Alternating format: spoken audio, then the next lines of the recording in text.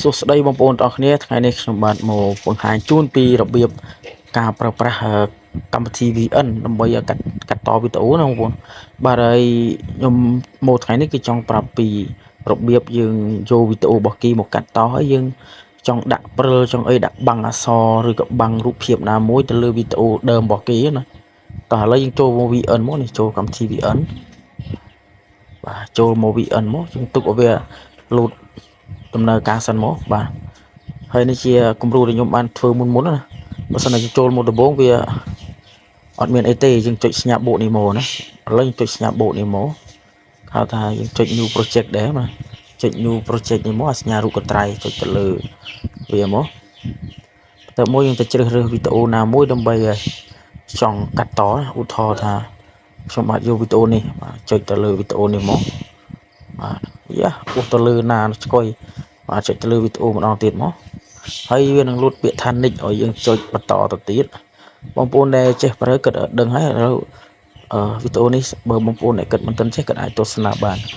បាទបន្ទាប់មកយើងនឹងមានវីដេអូបែបនេះមួយបាទបន្ទាប់មកទៀតយើងចង់កែប្រែទំហំវីដេអូដើមរបស់គេយើងប៉ះទៅលើនេះប៉ះទៅលើ original នេះមកប៉ះមកហើយវាមានទំហំមកយើងជ្រើសរើសឥឡូវខ្ញុំចង់ដាក់4ជ្រុងឥឡូវចុចទៅលើ4ជ្រុងមកបាទនេះវីដេអូយើងនឹងលោត4ជ្រុងបែបនេះហើយចុច click មកបាទចុច click រួចហើយយើងចង់បាំងអក្សរនេះកុំអោយឃើញណាបងប្អូនចង់បាំងអក្សរចិននេះកុំអោយឃើញឥឡូវយើងមើលមកជួសខាងក្រោមនេះមកនេះ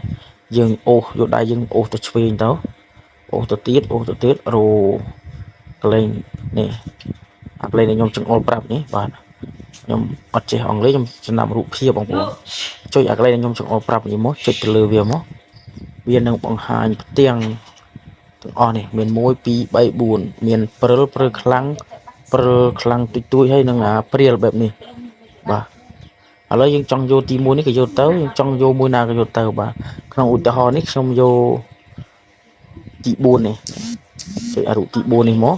ហើយវានឹងបង្ហាញទំហំរបស់យើងនេះចង់ដាក់ជ្រុងមូលឬក៏ត្រីកោណនេះយើងដាក់ទៅឥឡូវខ្ញុំយកជ្រុងហើយបន្ទាប់មកយើងមើលដាក់ពាក្យថាសាយនេះសាយវាពន្រីទាញរហូតដល់លេខ20ណាបងប្អូនយើងចង់ឲ្យវាព្រិលខ្លាំងយើងទាញរហូតដល់30សេអីទៅឬក៏50អីទៅ